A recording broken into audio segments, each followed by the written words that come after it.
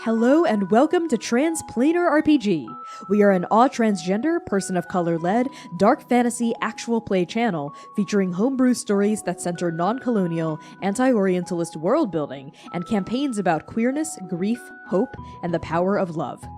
Godkiller, First Blood is a 16-part podcast miniseries that follows a mythic, violent, and transformative tale about a single mortal rising against the challenges of the divine. Tonight, your god is me, Connie Chong, and my Godkiller is C. Thomas. First Blood is a dark fantasy series that explores themes that may be triggering for some listeners. Content warnings for this episode may include fantasy violence, religious imagery, grief, trauma, death of loved ones, self-hatred, heights and falling, romance, and cannibalism.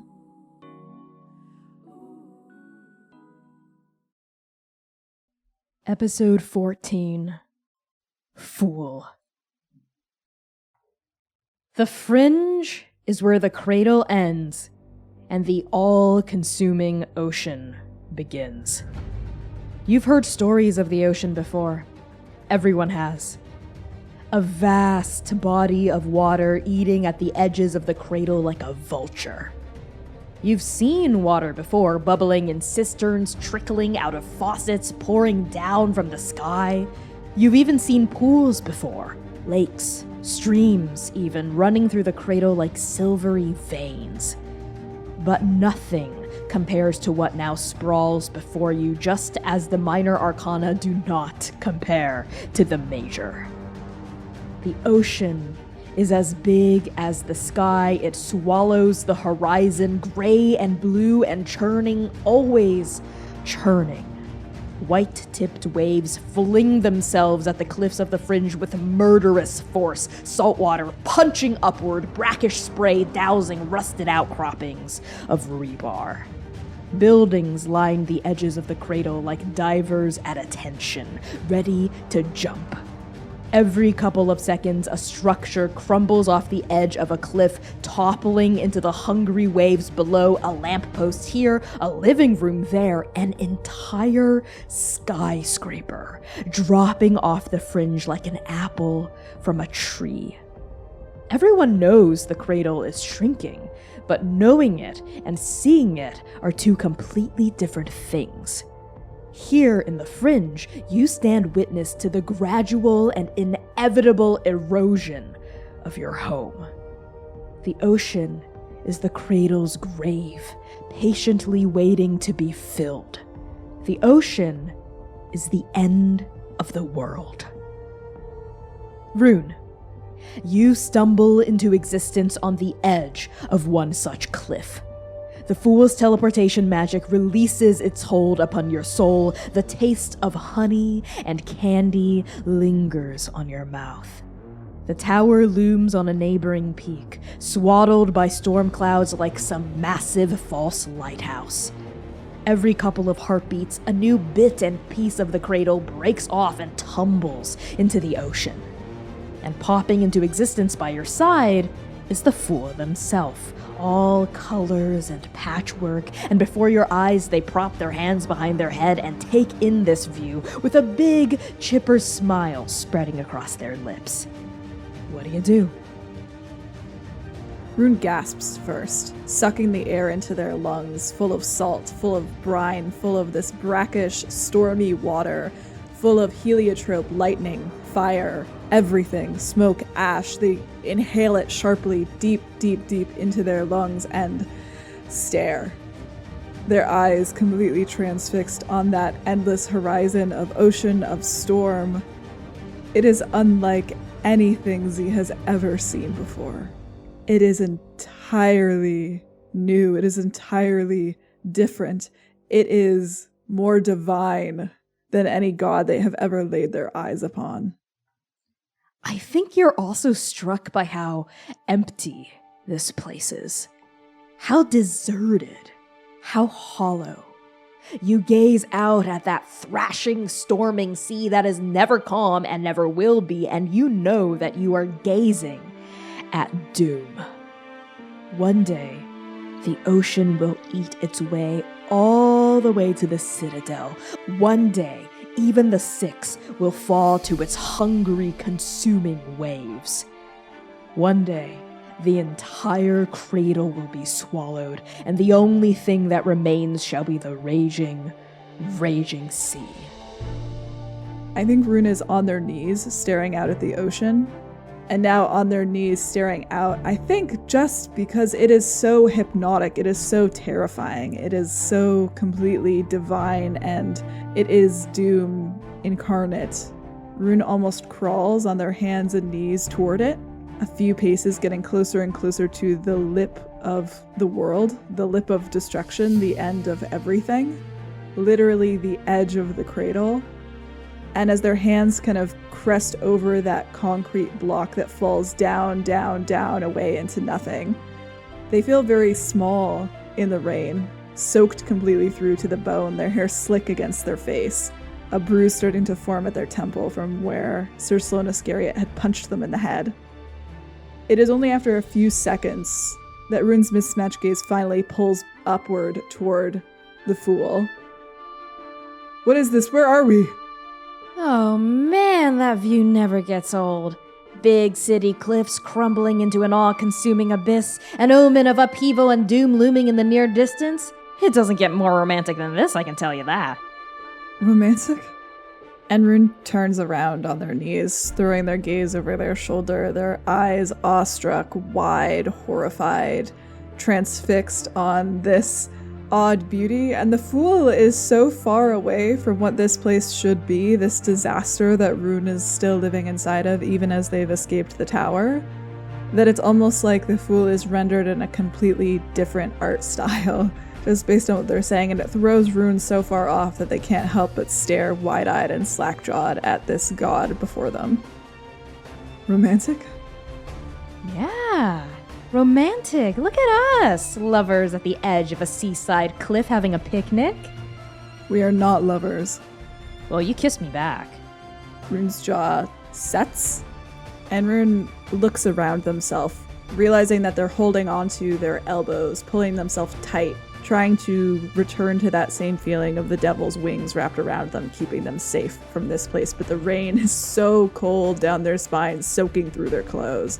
They look up at the Fool like a wet little rat. We're on the fringe? What happened? How did we get here?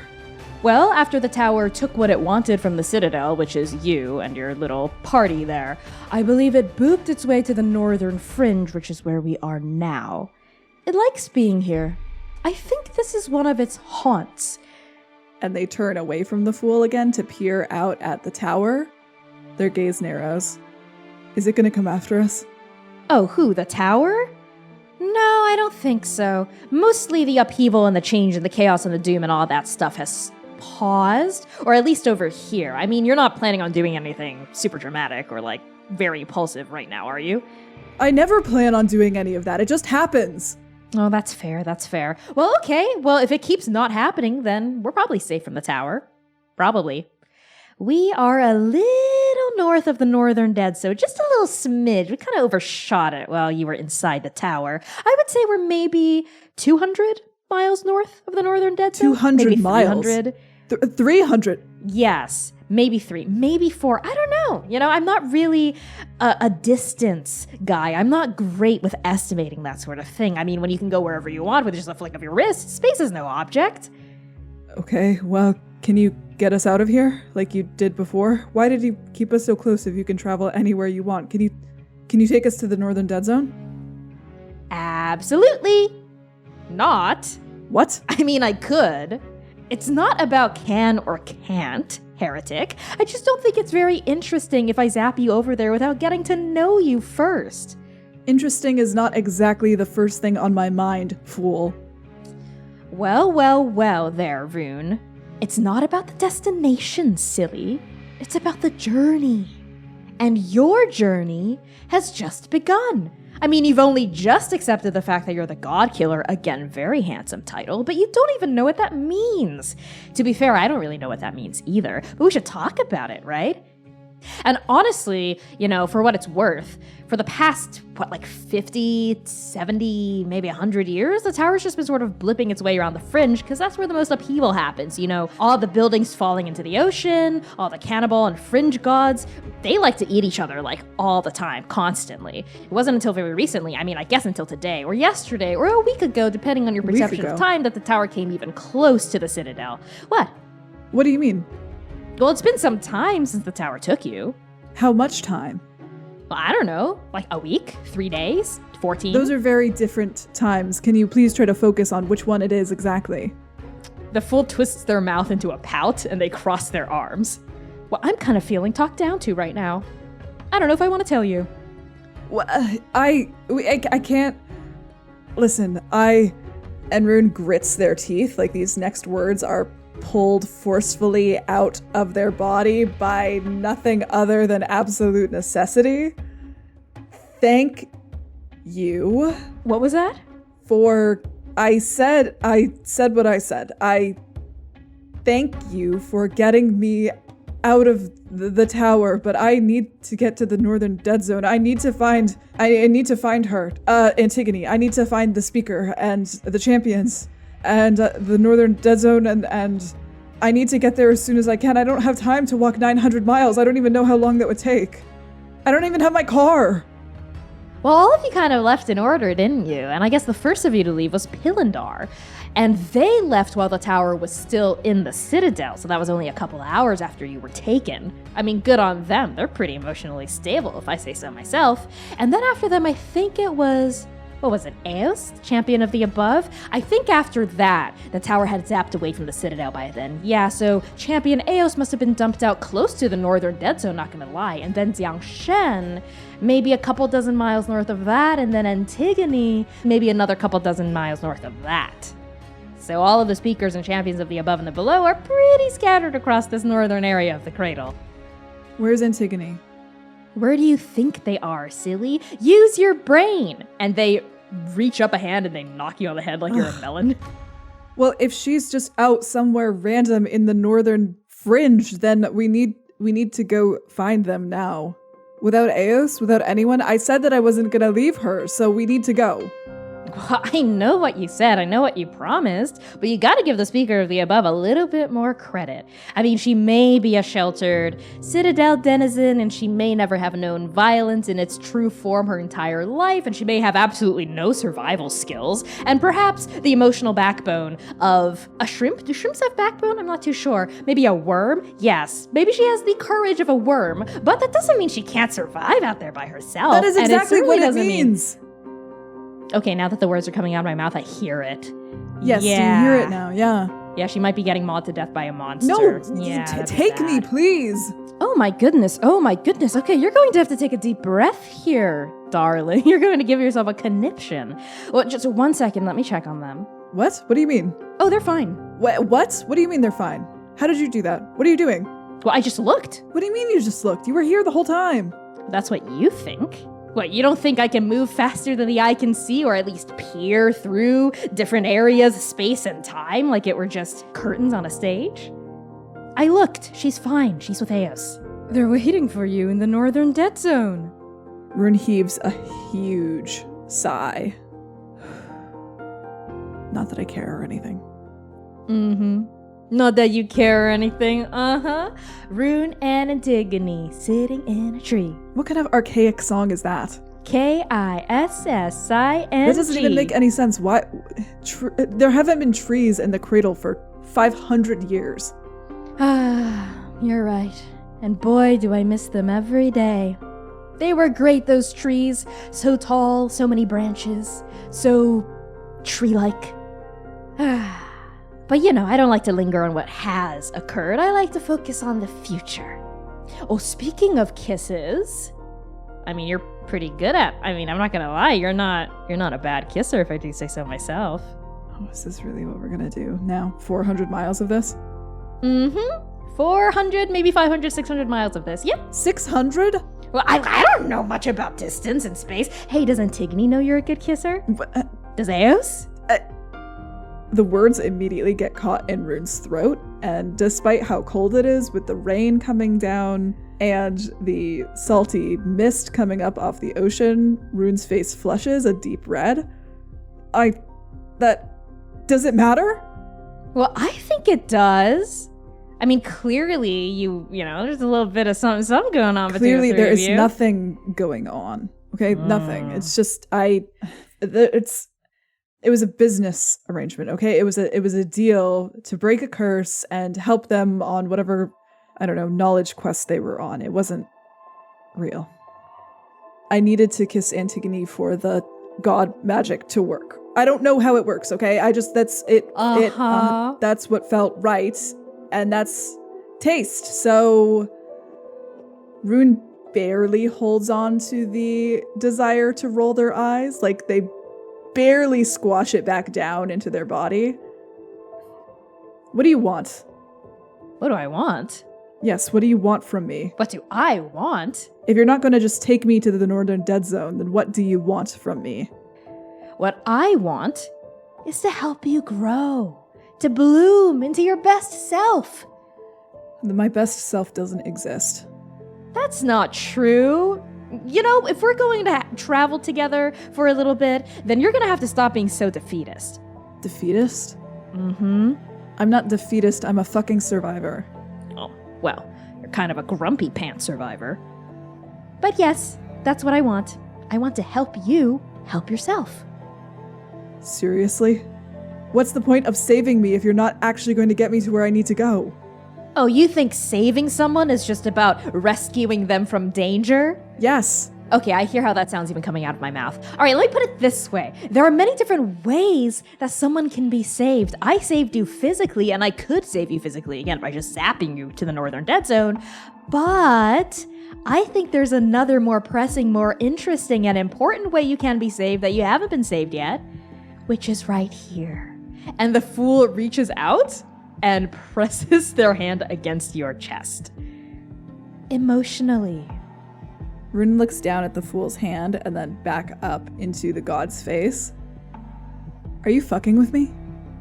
Fucking with you?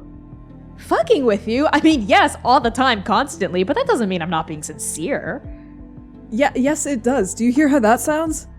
I contain multitudes. Just look at my wardrobe, darling. Patchwork over here, a little different color over here. I am clashing contradictions. I am cognitive dissonance embodied. I'm the fool. Of course I'm messing with you, but of course I also mean it. Why me? Jiang, why fucking me? Well, because you're the Godkiller, silly. Yes, so I've heard. And Rune finally starts to pull himself up off of the slick, rain-soaked concrete. So we're at the northern fringe. Mm-hmm. North of the Northern Dead Zone, that means we just have to go, and Rune pivots on their heel. South. Ding, ding, ding, ding, ding. We have a winner. And Rune is now starting to slog their way through the big puddles, through the massive concrete slabs, all of the rubble that must be lining this abandoned cityscape. Yeah, you pick yourself through this collusion of rubble and ruin, and the fool follows you with a bounce in their step. They literally look like they're jaunting kind of down the street as you slump and drag your feet. And the fool goes on to say, and speaking of the future, the star's about to dim. We should probably set up camp for the evening, don't you think? No, we have to keep walking. You mortals need sleep and rest. You've been through a lot. You're not going to help anyone if you're exhausted. And by the way, when you get tired and hungry, you get kind of, well, not fun. It's not my fault. I'm cranky. I don't deserve it, okay? We need to go. Okay, all of them are waiting for me in the Northern Dead Zone. I fucked everything in the Citadel. The 6 are probably hunting us all as we speak. We need to get there as fast as we can. There is no time to rest. Okay, the 21 Damned did not die so that I could lay down and take a nap. Oh, please, Rune. Genuine question. Genuinely. Do you think Xiang wanted you to wallow in self-hatred? Or do you think Xiang knew that deep down, you're a lot stronger and braver than you've ever given yourself credit for, and that when the time came, you would rise to the challenge and become a force of change in the Cradle, driven not by hatred and self-loathing, but by your love for the heretics and the people around you? Genuine question. And how exactly am I supposed to know the difference? How exactly am I supposed to flip the switch in my brain that will make me stop? It's not a switch to be flipped. That's what I've been trying to tell you this whole time. It's not about the destination. You can't just get to the destination. You have to go through the journey. The journey is the point. The wandering is the point. Sure, I could just blip you to the northern dead zone and reunite you with the speakers and champions of the above and the below, but that's not actually going to solve your greatest problem. You're just going to show up with the same exact baggage, the same exact pain that you did when you were in the tower, and you're not going to be of much use to anyone, the least of all yourself. Okay, well, I couldn't do it in the tower. I can't do it here. You couldn't do it in the tower because you weren't ready to face it in the tower. But maybe by walking with me and talking it out and really thinking about yourself and your place in the world, you can begin to take that step. Rune frowns and clenches their jaw again. What? Then what? How do I start? What do you want, Rune? And as Rune says these next words, that same feeling of falling spikes upward into their chest, the feeling of curse work tightening around their heart as they name what they truly want. I want a family. Yeah, I heard what you said to the champion of the below in the tower. That's really touching, Godkiller. But, like I said in the tower, you can find a new family anywhere. I mean, have you tried looking? Mortals aren't exactly rare. You're kind of a dime a dozen. That's not what family is. It's not just being next to people. Yeah, then what is it? It's knowing each other. It's seeing not just what you can do for each other, not just the good parts of you, but the bad parts too, the hard parts. Choosing to love all of those sides. Well, then it honestly kind of sounds like you already have what you want. What? I mean, you've got the speaker of the above, right? Antigone? And you showed her the parts that you think are funny. Okay, I'm gonna be honest, I think you're pretty funny. And the parts of you that, you're not too proud of. Same to the champion of the above, too. And honestly, the speaker and the champion of the below as well. It's complicated, okay? Building that kind of trust, making yourself vulnerable, it's hard to do. A lot of the legends say that when the gods first came down from the river in the sky, the star is the first of them, they taught the mortals how to think, how to speak, how to eat, all that other stuff. But I think that there's a deeper truth buried in that mythology. I think that the first thing the gods, or rather the star, taught the mortals was how to love. Yeah, well, the star has been dead for a long time. Yeah, he has. But death isn't always the end. You know that too, don't you, river traveler? And besides, it seems like you have all these things right now with the speakers and the champions of the above and the below, but also like you kind of had them and still do back in Iron 42. Bug and Beetle, and there are all those new heretics as well, and that Rexha lady. She survived, just like you did. Well, not exactly like you, she's not the Godkiller, she's just a mean old lady, but the point is, you might already have what your heart desires, or at least the beginnings of it. I can't, though. I can't let myself have that. Because of the chariot's curse? No. Even before the chariot's curse. Yeah. Yep. And therein lies the heart of the problem. What was it that you said? You don't deserve any of this? You and I both know, Rune, that your greatest obstacle isn't the chariot's curse, or even the devil inside your soul, or the witness, or any of the other gods of the cradle. No, Godkiller, your greatest obstacle is, was, and will be yourself. Oh my gods, are you kidding me? You are the most self-hating person I've ever met. You and the devil. I guess that's why the two of you make a good pair. You hate yourself so much, don't you? You don't think you deserve any of this. You never have. Even before you became the Godkiller. Why would I? They're all dead because of me. I do have to admit that what they did and the way they did it was a little overdramatic. Again, we gods love being dramatic, but don't you think it's kind of disrespectful to say they all died because of you? No, they chose to sacrifice themselves because they believed in you. There's a huge difference. They believed in you. They still do. What if they were wrong? What if I'm not worthy? What if they all made a mistake? I've made nothing but mistakes. What if I can't do it? All I've done so far is fuck everything up. Send blood rain spiraling down into Iron 42, hurting people. Then taking the speaker of the above, the champion on some fucked up joyride across the cradle. Destroying Refinery 19, the place is probably rubble and ash now.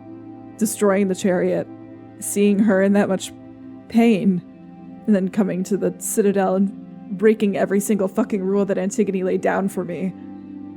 Now they can never go home, just like me. Nothing can ever be the same again, and it's my fault. How am I supposed to look at myself in the mirror and be proud of what I've done? I don't know how to answer that, Godkiller. But it's good that you're starting to think about it, don't you think? It's always good to talk about this with someone. Even if that someone is me. Especially if that someone is me. I'm a great listener. I didn't interrupt you once. You thought about it? I did, a lot, constantly. What do you want to say then? Here's what I do know, which is this entire time, Godkiller, you've been wielding your power like those knives you have strapped at your waist. Tools of violence. Tools of cruelty and blood and death. Which is good. I mean, it's in the title, Godkiller. I mean, you can't exactly be a Godkiller without killing a couple gods, right? But I also think that title's a bit reductive. You know? Think about what happened with the chariot. Why did you kill her? Because she was hunting me, and because she had gone too far. Because she was hurting mortals, because she wanted to go home so badly that she didn't care what happened to anyone around her. And I could send her as close to home as I knew how to get. That sounds like a pretty good decision to kill her. I mean, I'm sure she wasn't exactly happy or thrilled with the outcome, but I can tell you her soul's in the river now. What's left of it? What's left of it, that's right. But you did try to send her home.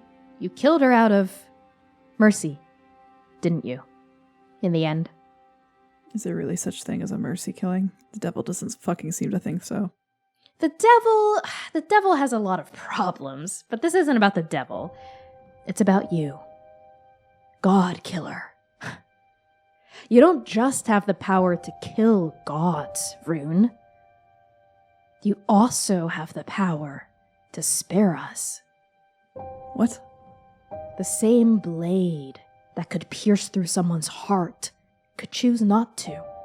But that heart will forever know what could have happened, what could have been. Have you ever thought about that?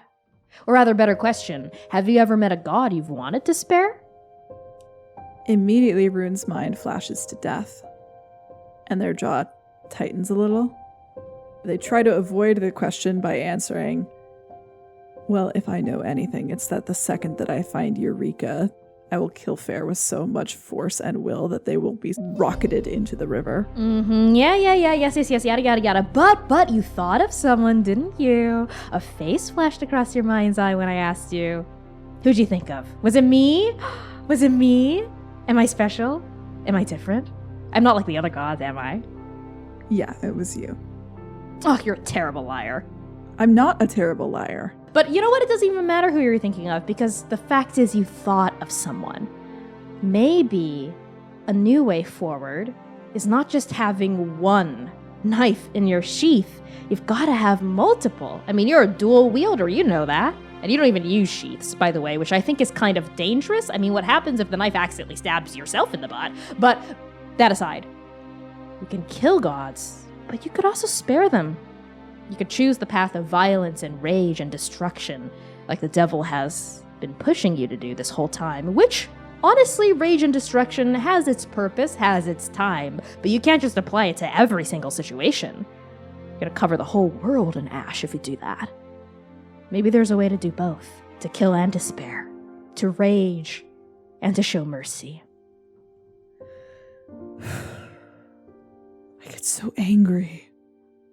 I relive every moment where I have felt like dirt, where the gods have taken so much, the trees, the lives of mortals, the lives of each other. Where were you in the devouring? I was hiding, running, looking, observing, kind of like the devil. The devil was mourning. Yes, the devil was mourning. He was going through his own metamorphosis in a way. You know, before the devouring, he was a really funny god. I mean, they had a great sense of humor, and they were so confident, and I mean, I guess they still are these things, but it's more of a mask now. Are we really that much alike? You're like dark mirrors of each other, Rune. Listen, the devouring... I told you already I don't like to linger on the past. I like to think about new beginnings. But it seems pretty obvious to me that maybe you do need to hear this so you can take that step on your journey. The devouring was terrible. It was the worst thing that's ever happened to the Cradle, maybe the worst thing that will ever happen to it. As much as you like to talk yourself up as the worst thing that the Cradle has ever seen, I assure you, there have been worse. And it all began with the witness. So jealous he struck down his own sister brother. I mean, I kind of get where he's coming from. When everyone loves your sibling, you can't help but feel a little underappreciated. The witness struck down the star out of jealousy. And then the devouring happened. I guess the river wasn't too happy about that. Listen, we gods, save for a couple of gods, I mean, we don't want this. You think we like killing each other? Eating each other? This is a shade. This is a shadow. This is a mirror image of the majesty we used to be, of the power we used to have before the devouring when the river still flowed. We could travel between realms as freely as a butterfly could flit upon the wind. You all just want to go home like the chariot. Yeah. Again, save for a few gods. Some of the gods out here have gotten used to this place. Like the Six? Yeah, like the Six. I mean, they're the most powerful gods in the Cradle now. Before the devouring happened, the idea of power differentials between gods, I mean, there were, but it wasn't important. Know what I mean? Every god had its place. Minor arcana and major arcana. We each had our own domain. We took care of our own part of the Cradle. We did our own thing. You know, there was no reason to kill each other. There was no reason to eat each other. Whether you were stronger or weaker, bigger or smaller, didn't matter. You still mattered. Right, but when the river dried up, that's why the witness killed the star. No, you have it the other way around. The witness killed the star and then the river dried up. What? And despite everything, despite the intense super trauma, hyper trauma that Rune has gone through in the last check swatch 24 hours, this expression is the most intense that they have worn on their face as they stare at the fool. What? Mm-hmm. No, the stories go that the river dried up and that's why the witness killed the star, because there wasn't anything left. Huh. Is that what the Citadel tells you guys?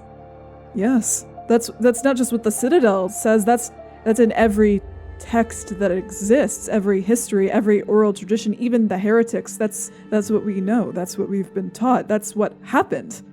Oh, wow. No, that is mega wrong. That is not what happened at all. And believe me, I was there. Wow, I can't believe the Hierophant would willingly spread and steward such lies. Well, I guess the Hierophant has a lot more to gain from lying than they have to lose. Fuck. It's his fault. Well, you know, I guess technically this all started because of the witness, but, and there's an important but. No, I could feel it. In the tower. When I felt the gods dying in the tower, inside of it, when the tower was showing me the devouring, I could feel each one of them die, and I could feel my, and Rune gestures vaguely, connection with the river dying in the same moment. Gods killing each other, that's what took the river away. Yes. Yes, it wasn't the other way around. Like I said, Rune, there's a big but. A big but. Anyway, the witness may have started the devouring by striking down the star, but the rest of us, I mean, we kept it going, you know? So he may have begun the devouring, but it took other gods to continue it. At any point, any one of us could have stood up and said, this is wrong. I don't want to do this. This sucks. But none of us did, and the ones who tried were killed off pretty quickly in the beginning. I mean, the lovers with the Emperor and the Empress, oh, that was just a whole mess. And the priestess, oh, I mean, that still breaks my heart. She was one of the best of us, too. But yeah, I don't like to linger on this too much. It started with the witness, but it certainly isn't going to end with it. Rune fiddles with the top of their long knives. As for your earlier question, the witness is not a god I intend on sparing. Can't say I didn't see that coming. You have to start somewhere, right? Now we're getting somewhere. See? Now you're not just wallowing in self-hatred and self-pity and self-loathing. You're, what is that? There's a spark inside of you now, right? I can sense it, I can feel it, I can hear it. It's vengeance, fool. It's not just vengeance, or rather, it shouldn't just be vengeance. Sure, you can be driven with hatred and the desire to kill the witness. What then? You're just gonna go around, kill the Hierophant too? Kill the Emperor and the Empress? Kill the Magician? Kill everyone? That's what the devil wants. It's not what I want. You want a family. And you can't find a family by just killing everything that hurts them. Oh, why does it hurt so bad? Because you're changing. You're growing. You're stepping into the you that you were always meant to be, and you're letting go. Letting go of the parts that don't serve you anymore. And I love that. I am the fool after all. I love new beginnings. That's my whole thing. But I think it's time we put your growth to the test. Like I said, the others got to deal with their issues in the tower, but you didn't. So you're going to have to be the best you can be before you get to the northern dead zone if you want to be of use to anyone, yourself included. So what do you say? You up for a round? Rune pivots to look at the fool again, now wet, rain-soaked, exhausted, having spent weeks inside the tower, having fought the entire citadel, all of the champions in it, gods, mortals alike. Their eyes widen a little bit. You want to fight me? Here? Now? Yes, I do. Rune looks a little tentative. Their hands move to their long knives as though on instinct. The fool smiles, revealing very sharp and bright teeth. They step back and suddenly they're 20 feet away from you and you're being drenched by the rain again. Their rainbow eyes glimmer like iridescent pieces of coral flashing in the storm water. You killed the devil because he showed you his hand. You killed Athamos because you remembered what Xiang said about his weakness. You killed the chariot, honestly, because of a lucky guess. So you're going to have to do a little bit better than that if you want to confront the Six and change the Cradle. I mean, that's the endgame, right? Starting with him. And the fool's rainbow eyes dart upward toward the sky. Rune's eyes follow. The eyes of the witness aren't there. They're not here in the fringe, but you have a feeling you know that's the god they're talking about. For her. And in that moment, you know they're talking about Antigone. Rune shifts back and forth on their feet. For her. And for him. And in that moment, Rune is talking about the devil. That sharp-toothed grin widens. Good. Well, then come at me. And I'm not going to make this easy for you. And for the first time in a long time, for the first time in forever, when Rune launches at the fool, it's not with rage in their heart, it's not with fury, it's not with grief, it's not with overpowering emotion driving the violence inside of them, driving their swords to cut down any and all tyrannical gods who stand in their way. No, it is focus. It's intention. It's curiosity. It's a desire to push past the mire that they find themselves stuck in. And they come at the fool quickly, still rain-soaked over this cracked concrete, bringing both of their blades in a wide arc around them toward the fool. As your blades arc downward toward this god, they vanish. They are there and then they're not there, and you realize that they have just moved so quickly that it was difficult for the eye to track. They just kind of bend out of the way like a willow branch, and they are on your left. Oh, darling, you're going to have to move a little bit faster than that if you want to get me. Rune instantly turns left and slices. They dodge out of the way again, bending as a fork might in the road. They twirl their staff and use it kind of as a lever to push themselves out of the way. I thought you said you wanted to fight me, not run away from me. Who's running? You have to land your hits if you want to fight me. Stand still. And Rune comes at them again. Well, you think every god's just going to stand there and let you whack at them? I don't think so. Like I said, and they are moving and dodging as they're speaking, with your swords thrusting forward, your chains rattling, and they're just kind of talking out loud to themselves, like they're not even focusing on the fight. They're spinning their staff, they're sidestepping, and occasionally they even use the stick to deflect a couple of your blows. Not a single one lands on their actual body as they hold this discussion with you mid-combat. I'm not going to make this easier on you than you've already had it. If you want to actually confront the 6 on your own terms, you're going to have to figure some things out for yourself. Well, while you spend all of that time dodging around, I'm going to spend some time learning and watching. And Rune is going to try to land their blade not where the fool is, but where they think the fool is about to go. If they, plunge forward on the right side, they assume that the fool will sidestep them left once again, and they are instead going to feint that jab on the right and bring their sword on the left upward. Yeah, I like that. That sounds like a tempt fate move to me. Like you're trying to read this unpredictable god's movements and then place your blade exactly where you think they're going to go. So when you tempt fate with your actions, say what perilous feat you're trying to accomplish, I think we just did, and roll 2d6. So add one for each true statement. A skilled ally is lending you a hand. I think the fool is hindering you, right? They're actively hindering you, yeah. You have no other options? No, that's not true. You're far from any god that wishes you harm. Well, the tower is back that way, maybe 20 feet. That's true. The tower's on a neighboring peak. I'll give it to you, though, because the tower isn't actively trying to absorb you or destroy you right now. So that's a plus Fair one. enough. Okay. 6.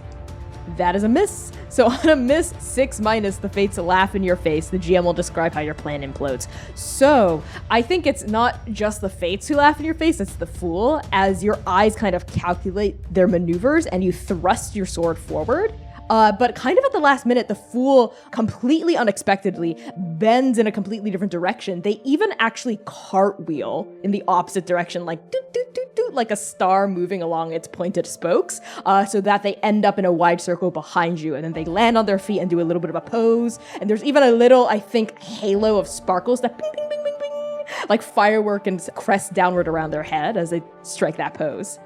Ta-da! Didn't think I'd be here, did you? You're making fun of me now. Making fun of you? I'm encouraging you. I want you to hit me, believe me, but I'm not gonna make it easy for you. Mama didn't raise no privileged soft boy, that's for sure. Come on. Don't get discouraged. That was a pretty good plan that you set in motion there. Too bad it didn't work out. But you're thinking in the right direction, at least. Rune gives a sardonic little smile and comes forward again. Not exerting themselves at this point, again, just kind of playing to see how the fool moves, trying to read them, trying to get more information about this ephemeral kind of deity. Sure. So this time as you're pressing forward, you're not even trying to hit the fool because you know you won't. You're just trying to collect information. You're just trying to figure them out. So it kind of sounds like to me like a feel someone or something out mortal move here. So when you try to feel out a person, place, or thing, say what you want clarity about and answer one. The GM will give you the clarity you seek as they answer the other. So your 2 questions are, what feels welcoming on the surface, or what feels dark or unnerving when I peer deeper? I think as Rune is taking these swings, trying to learn the fool's movements through the rain, all over the rubble, the moss, the cracked concrete, what feels unnerving when Rune peers deeper into the fool is that I don't think that there is actually a possibility where Rune, as they are now, could actually hit the Fool. That's not how this fight is supposed to work.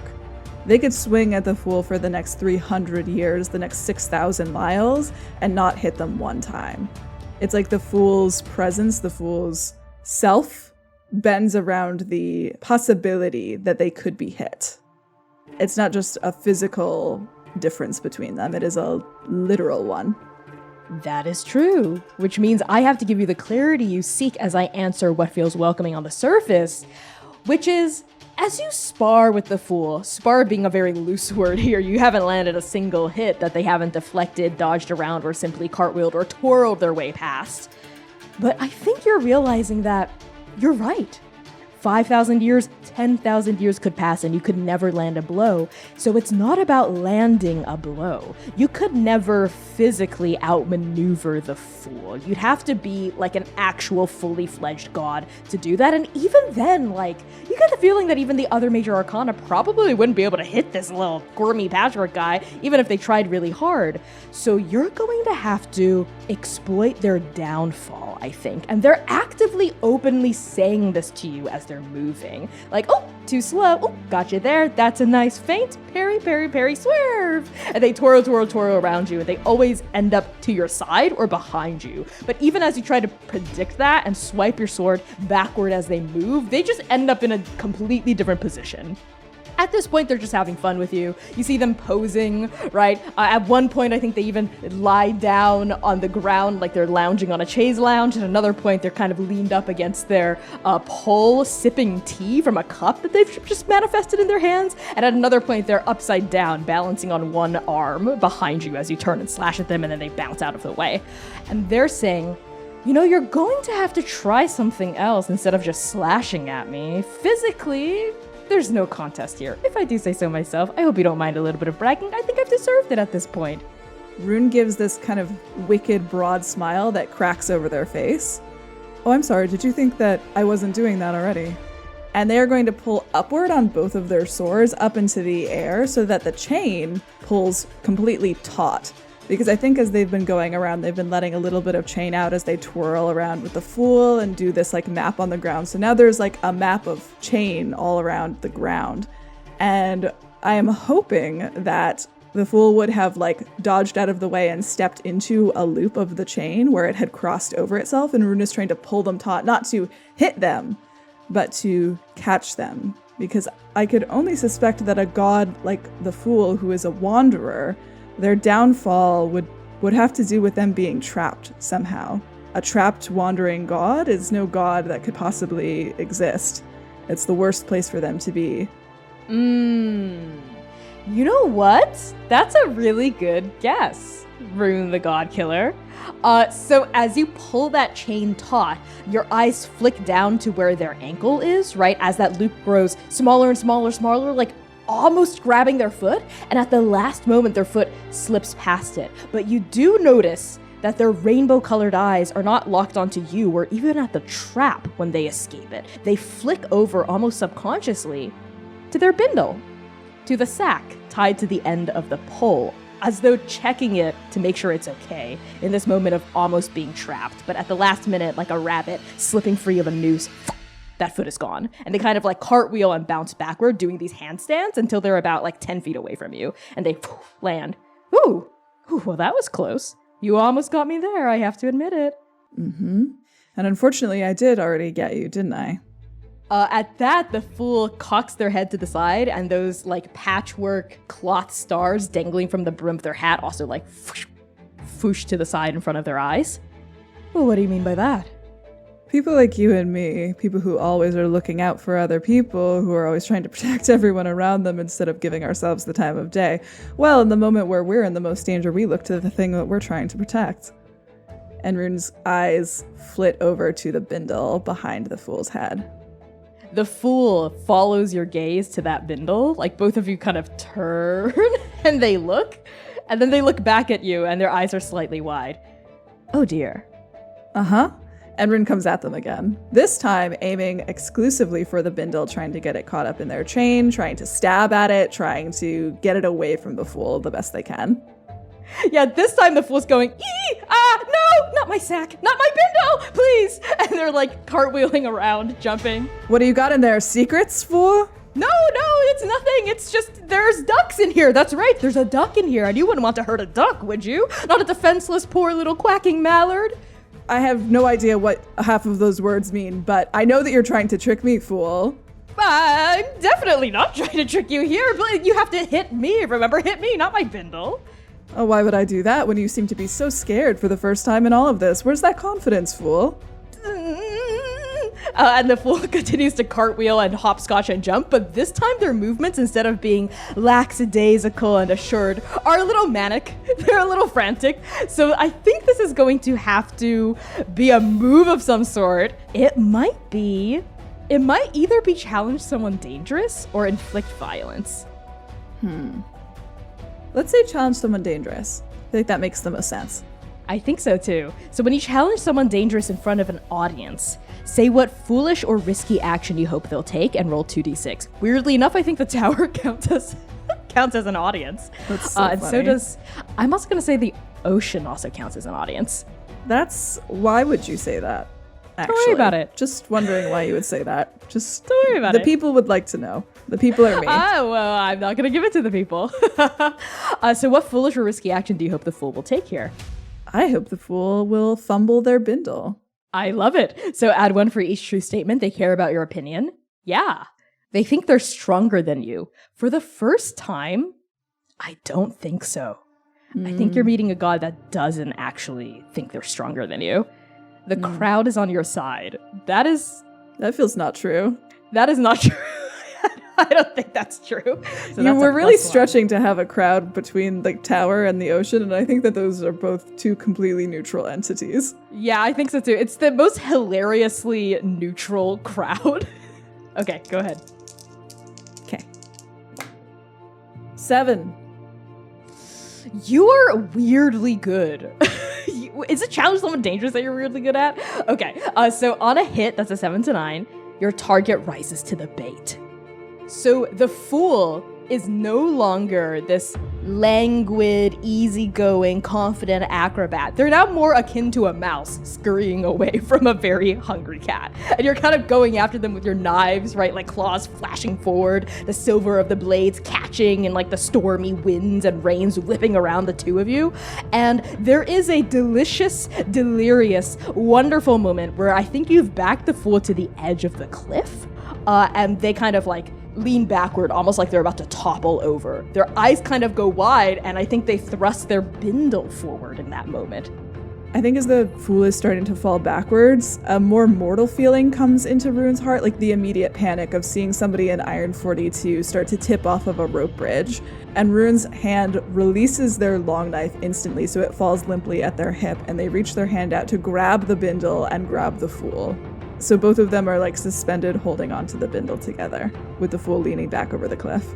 Okay, so as you grab onto, I think, the end of that pole, right, with your hand kind of like in the cloth wrap of the sack, right, the fool catches, leaning at an almost 45-degree angle over the rocky bottom of the cliff and the thrashing, hungry tongues of water that lash up toward it. And I think both of you kind of get sprayed by a mist of ocean water as you're like leaned there. You're acting kind of as like the grounding anchor, and the bindle is the lever between the two of you. And as the fool kind of windmills their arms in this big exaggerated fashion, they catch their balance and their eyes slip past the middle to lock onto your gaze and your face. Oh, well, I suppose you did it this time, didn't you? You caught me. Yeah, I did. Are you afraid of me? Afraid? Afraid? Well, of course I'm afraid of you. You could so easily use those swords of yours and kill me right now if you wanted to. Are you going to? Do you want to? And Connie, I would like to spare a god. Yes! This is our very first time using this gruesome move, and I'm so excited. Okay, yes. So when you confront a god in their true form and reveal how you know their downfall, but relent at the last moment, describe how you spare them and roll 2d6. Rune's mismatched gaze falls on the fool's rainbow-colored eyes. No, I don't. You say I'm a lot like the devil, but I think maybe I'm a lot like you. You and I both wander around because we can't go home. That's your downfall, right? You're a wandering god with no place to call home. Huh. Well, was it so obvious? Maybe just to me. Well, then I suppose you better bring our home back. Yeah. I'm gonna roll this 2d6. Do it. I love that y'all are on like this cliff's edge, right? You're holding onto the fool. How homoerotic is this?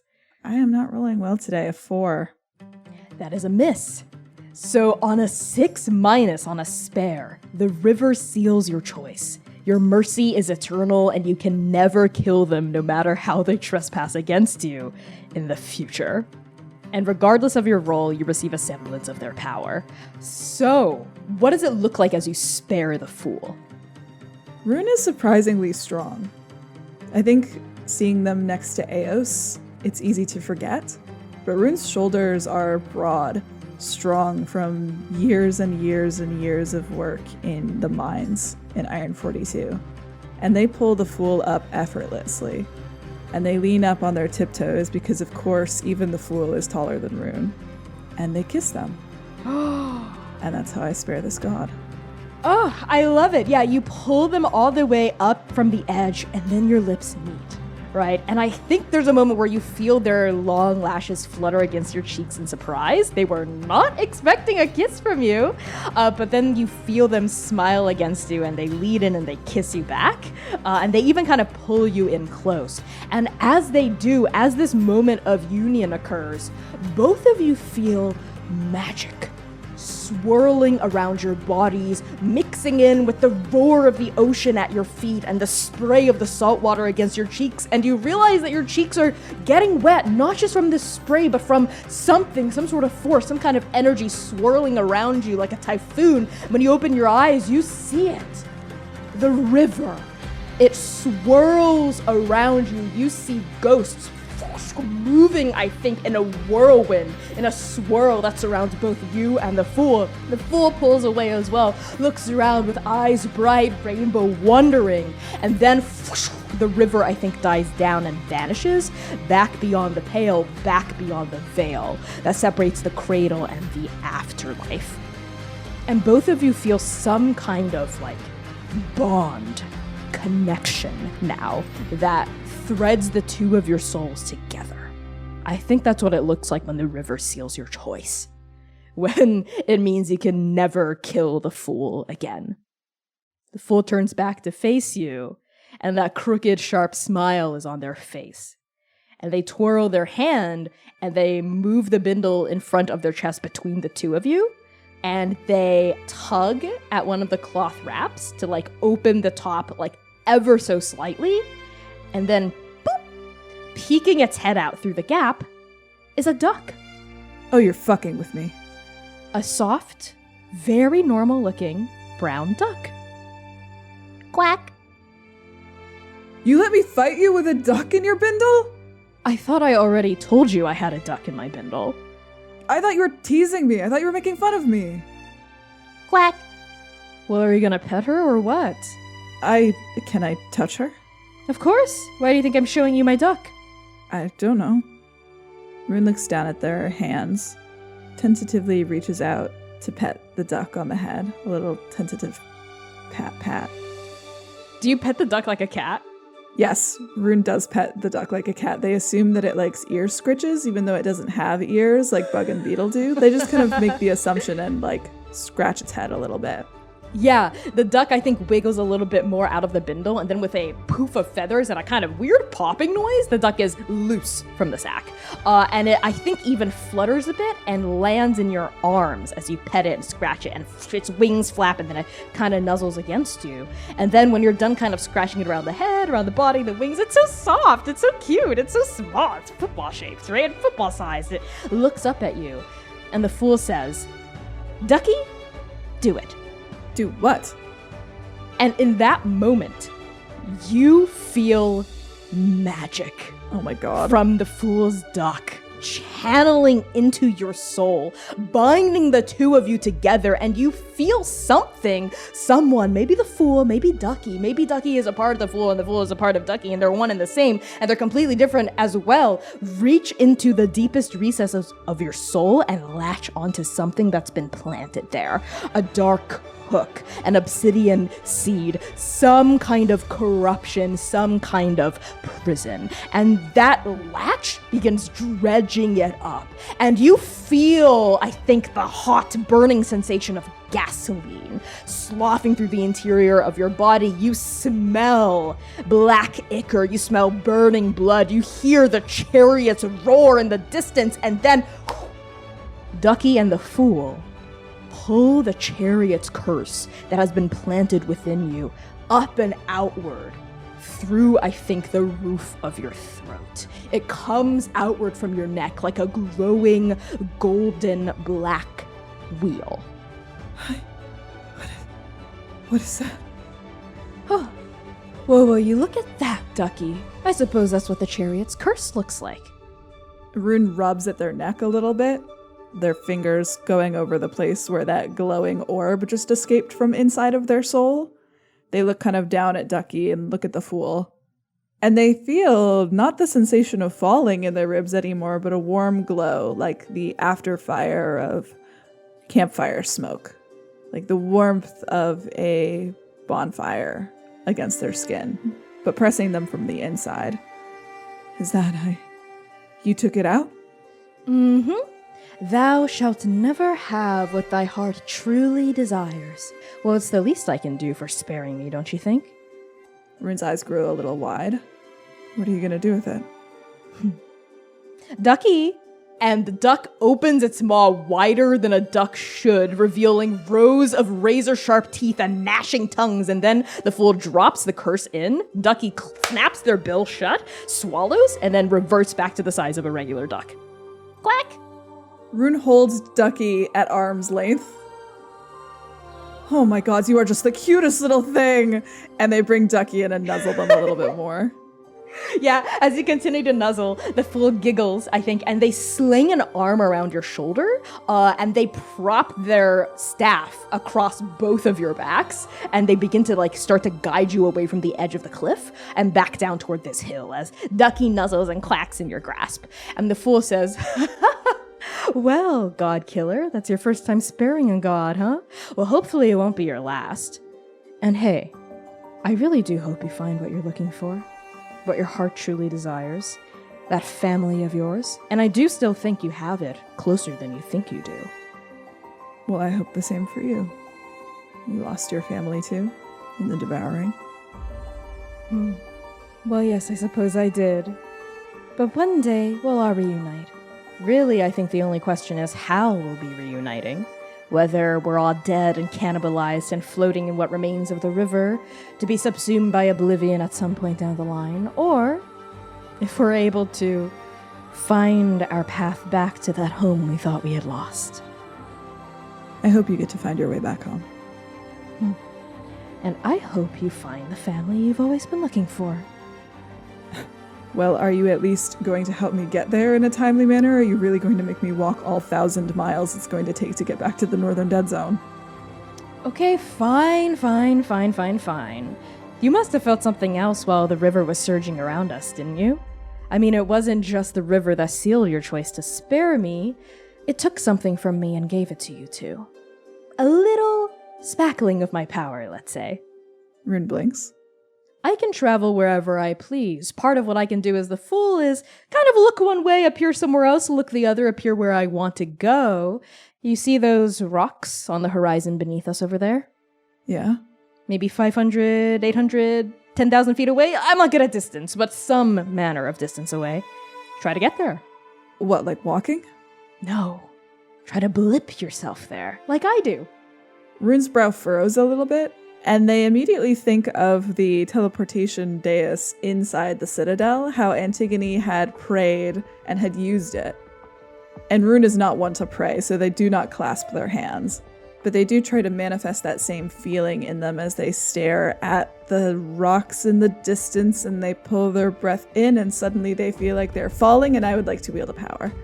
Yes! So when you wield a power to do something only a god can, roll 2d6, and add one for each true statement. And I just want to clarify that the Fool's power that you've taken is teleportation. Woo! Let's go, baby. You've done this specific act before perfectly. You have not. No. You're desperate for this to work? No. Okay, so you wouldn't mark one strain. That's fine. You're close to a shrine, lair, or domain of the god he took this power from. Yeah, the Fool is right next to you, so that's a +1. I'm also going to give you a free-floating +1, -1, because the Fool is basically mentoring you, is guiding you, teaching you how to use their power. Ooh. So you can apply that before or after you learn the results of your roll. Ooh, okay. That's nice of you. Is it because I've been rolling like crap this whole session? Yes, I'm sparing you as well. Okay, well, that was that was a Box full, scores? A -1 isn't going to help me here, so 11. I love that, yeah. So on an overkill 10+, the GM will describe how you also drain, terrify, or wreck what's around you. I have an idea if that's okay. Okay, sure. I will add to your idea, but go ahead, tell me. I think as Rune blips out of existence, when they come back into it, they land like a fucking comet and they obliterate the rocks that they land on. They land with the same force that they did in Iron 42 when they hit the bottom of Athemos' shrine, with all of that black and red fire swirling up and off of them like a shooting star.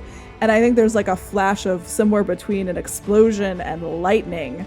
And they land, crack the boulders completely in half, just obliterate it, turn it into rubble. And I think Ducky's wings like flare out behind them for a moment. So there's a like, be not afraid moment. And then Ducky kind of like flaps and lands gently on Rune's shoulder kind of moment. Yes. Ducky is completely unharmed. Yep, yeah. nonplussed. The duck settles down. I think the Fool is still like that 500, 700, 10,000 feet away, as they had said, back up the hill. You see them pause with their like hands on their hips. You almost see their expression. They're so far away, it's hard to tell, but you get a feeling that they're kind of gawping at you with their eyes wide. And then the explosion that you had caused creates a fissure that cracks all the way up the hill. The Fool kind of like squanches over onto one leg, and then pivots away as the fissure goes right between their legs. And then it cracks all the way to the peak of the cliff that you were just standing on. And then the cliff starts to crumble. Like all of it begins to crumble into the ocean. And the Fool like picks up their legs and they go, oh, gotta go. And poof, they're right next to you and they scoop you up with one arm and they physically pick you up and start like jogging down the hill with the rubble cascading down around you. Hey, wait, put me down. Okay, I see why Antigone hated this. Put me down. Okay, fine, but are you sure you can keep up? Without destroying anything else? Did I not do it right? Well, that was pretty violent. Next time, really try to envision the place you're trying to teleport yourself to, and don't do it with such exultation and adrenaline in your heart. The way you do it affects how it appears. Rune goes limp for a moment in the Fool's grasp, and they try to teleport next to them. And you do. You're out of their arm, and now you're right next to them in a flutter of feathers as well. Ducky's still kind of riding along on your shoulder. Huh. Okay, I could get used to this. Well, there you go. Well, we better pick up the pace. That hill is crumbling into the ocean behind us. And Rune nods, and they run away from the end of the world with the Fool. I love that, yeah. And I think it's kind of on that we get a travel montage of sorts. Because at this point, Rune, you and the Fool and Ducky are traveling south. And this journey through the fringe, as you blip from place to place and then rove down the roads as well, with the Fool teaching you how to manifest your power, how to harness this fragment of ability that the river has gifted unto you, we see a crumbled realm. Rusted rebar, salt-flecked chunks of concrete. The fringe is not in a great state. The roads here are narrow and littered with rubble, and as you walk and teleport and blip, shattered glass crunches beneath your boots wherever you arrive. You pass caved-in windows, toppled buildings, centuries-old pile-ups of rusted-together cars. Interestingly enough, you don't pass any other travelers, even as the minutes turn to hours and eventually turn to days. And I think over the course of this journey, you get the feeling that the Fool is tensing some kind of magic over the two of you like a blanket, some kind of divine shroud that hides you from other gods, mortals, and monsters alike. And at night, the fool lights a campfire with these tongues of flickering rainbow-colored flame, while during the day they whistle and they hum and they jaunt and they walk and they strut next to Ducky and they make merry conversation with you. Eventually, the twisting, blasted streets of the Fringe bump up against a huge stone wall. It is miles long, dozens of feet tall, with these prongs of sharpened iron forming spiked parapets. And you see this wall from a mile off as you and the Fool and Ducky crest a small hill of trash. And it's at this point that the Fool explains this was once the home base of the Chariot. It was a walled cannibal encampment that hosted demolition derbies around the clock. But now it's a ghost town, with vultures, both literal and metaphorical, picking through the remains of the Chariot's domain.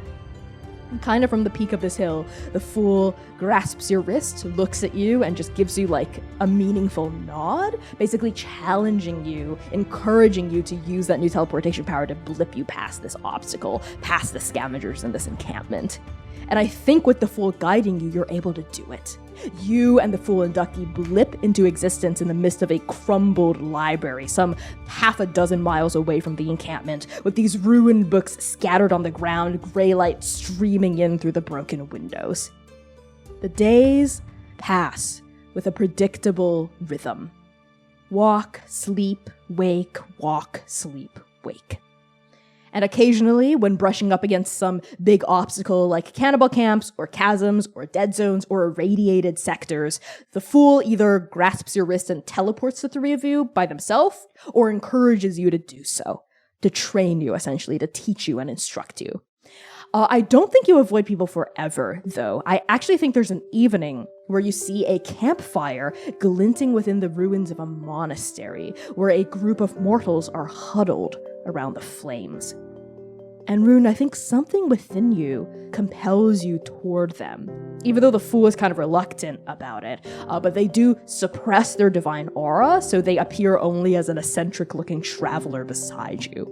And as you approach this encampment of mortals, as it turns out, your instincts had been correct. These are other heretics. Ooh, baby. There's maybe a dozen or so of them, and as you get closer and introduce yourself, you realize that these are heretics who have been exiled from a town called Lumber 95 for attempting to stage a coup, essentially. Good for them. Good for them, indeed. And I think there's a moment where we see you chatting with these heretics from Lumber 95. We see these heretics' soot-smeared faces light up in camaraderie and recognition as you talk. So, tell me what you reveal to them about who you are and why you're traveling here. I don't think Rune reveals much. They speak in rumors about the Citadel, they exchange news, they focus mostly on the fact that the Cradle is changing and everyone can feel it, even all the way out here on the Fringe. Yeah, I think in terms of rumor mongering, you learn from these heretics that their home, Lumber 95, is very far away from the Citadel, even farther away than Iron 42. But even they have heard that. You don't know how true this rumor is. It's gone through a game of massive telephone to get here. But they've heard that the Citadel has fallen. Oh. And that the Six have turned against each other. Oh boy. Upon hearing that, Rune would turn to the Fool to kind of tilt their head and gauge how true that information is. One of their eyebrows raise. And you see the Fool kind of on the edge of this campfire, leaning against their stick. They tilt their head to the side, right? Those cloth stars getting in their eyes. And they turn away from you. For a bit longer than they usually turn away from you when they kind of scry into where your party is. And then they turn back to you, and there's a kind of solid, uncharacteristically serious look in their face. And I think when you kind of find a moment alone from the rest of the heretics, maybe as they're cooking dinner and swapping stories, you get to step away from the fire and kind of have a sidebar with the Fool. And the Fool informs you that the rumors are true. Every piece of glass they've scried in through into the Citadel, every pool of water, every mirror, every reflective surface reveals chaos, reveals a capital shattered and broken, reveals people scavenging through the streets, blood pooling on the ground, and the Six in the sky raging against each other. The Fool describes it only as that. They don't show you these visions. Based on their description, you get the sense that the Six have manifested somehow and are physically in the Citadel and fighting physically in the sky above it. Woof.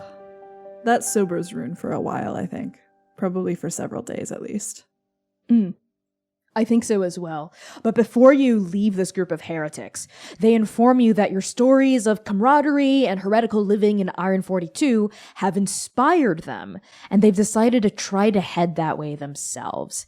And the leader of this group, who's this warm-voiced woman with dark skin and a silk headscarf, offers to ferry a letter for you. So what do you write? Rune immediately takes them up on that, and they pen a letter to Rekja. It's brief. It's scrawled in Rune's classically messy handwriting.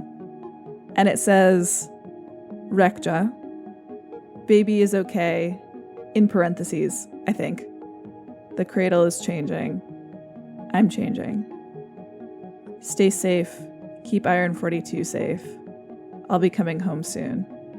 And make sure Bug and Beetle are fed at least once a day. And they kind of look at the letter for a moment. They glance over their shoulder at the Fool. All of their conversations playing through their mind. And after a moment of hesitation, Z scrawls at the bottom of the page, "Thank you, I love you." And then they seal the letter up. Yeah, the Rune that left Iron 42 never would have written that at the bottom of the letter. But you're not just the Rune that's left Iron 42 anymore. You're the Godkiller, and you've spared your first. You tuck this scroll into the hands of these heretics, and in the morning they set off in a different direction as you. They're going south, I think, at this point. Similar to you, but they kind of have to either cut west or east to get around the Citadel. Kind of go the long way around to avoid all the chaos so they can reach Iron 42. And as you watch this group of heretics leave, you can't help but think that finding them in the middle of nowhere was such a marvelous, serendipitous event. You can't help but feel that maybe the Fool had something to do with this chance encounter, even though they had acted very reluctant about mingling with other travelers. And so you journey. You walk, sleep, wake, walk, sleep, wake. And a week or two after embarking upon this sojourn, eventually, the northern dead zone rises into view. It is a massive, hulking series of hills, these great, bleached and beached, rocky formations. They oscillate in tall, curving waves, their peaks capped by mist, their sides peppered with ruins. There are dozens of these hills, 20, 50 maybe, each a different size, bursting out of the city streets like ruptured bone.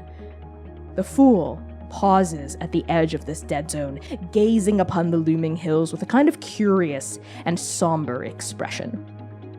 Well, if I had to guess, I would say these hills are obscuring the sky where we can see the six attacking each other with vicious cruelty, but alas, I won't be able to see that for myself, at least not for now.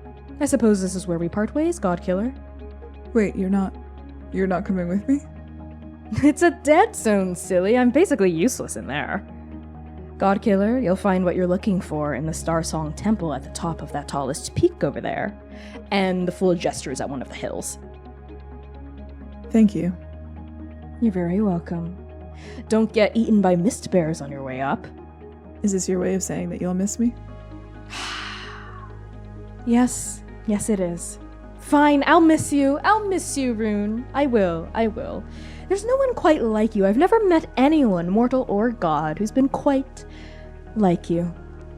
But I trust we will reunite very soon. Yeah, and you'll be the first back into the river. Promise. You'll be on the VIP list. The VIP list? Mm-hmm. I saw it in a book once. It's like a special list to get you into old ancient temples.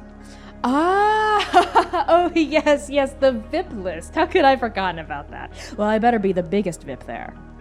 Consider it done. All right then. Farewell, good luck, see you again soon. Hey, don't you think the hills of the northern dead zone look less like they're growing out of the cradle and more like they fell down to it? What? I have a feeling you're about to find out what that means. Bye! They wink, and they're gone. And Rune stands there, struck for a moment, swirling in the mist. They blink, and they turn their gaze toward the Star Song Temple. And as you do, a single duck feather floats down in the air in front of your eyes and lands in your open palm. Godkiller First Blood is performed by Connie Chong and C. Thomas. Follow Connie on Twitter and TikTok at @byconniechong and C on Twitter at CPlaysRPG. To play your very own campaign of Godkiller and support our show, pre-order Godkiller First Blood Edition on itch.io today. Transplanar RPG is made possible by your Patreon contributions and sponsors who believe in our mission to tell great stories and lift up our community. Sponsors like ExplainTrade.com. Explain Trade is a negotiation skills consultancy whose director, Dimitri Opines on Twitter, has asked us to say, and I quote, "Please sign up for Transplanar's Patreon because at some point people will figure out he's a cisgender white guy giving all his money to trans and queer art and then he'll be too broke to sponsor us." We love you, Dimitri, and heed his words. Sign up for our Patreon today at patreon.com/transplanarrpg. First Blood is also sponsored by Start Playing Games, the largest online platform for players to find tabletop role-playing campaigns of your very own. Join a table that fits your schedule today at startplaying.games. We are also sponsored by Magpie Games, the independent TTRPG publisher behind such incredible works as Masks: A New Generation, Avatar Legends, Urban Shadows, Bluebeard's Bride, and much, much more. Check out their amazing selection of Powered by the Apocalypse games at magpiegames.com. Finally, we're proud to be sponsored by Roll. Roll is an online RPG platform that serves as a video-first alternative to complex virtual tabletops. Build, modify, and play your very own games of Godkiller on Roll today at playroll.com.